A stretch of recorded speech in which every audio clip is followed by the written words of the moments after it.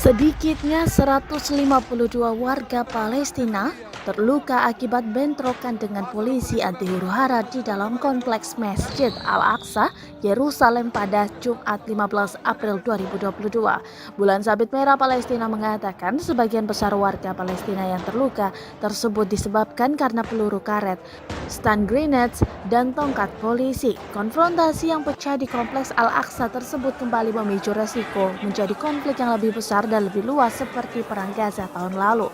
Kompleks Al-Aqsa berada di atas dataran tinggi kota tua Yerusalem Timur yang direbut oleh Israel dalam perang tahun 1967, sebagaimana dilansir Reuters.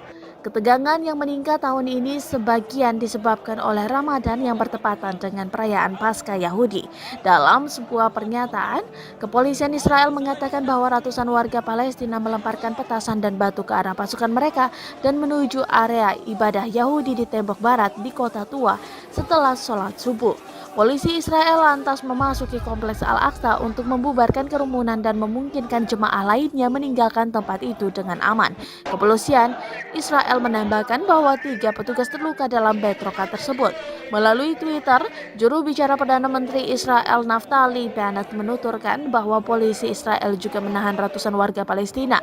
Kami sedang berupaya untuk memulihkan kedamaian di Temple Mount atau Al-Aqsa dan di seluruh Israel. Di samping itu, kami sedang mempersiapkan skenario apapun dan pasukan keamanan siap untuk tugas apapun, kata Bennett.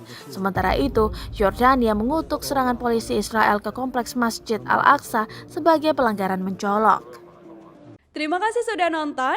Jangan lupa like, subscribe, dan share ya.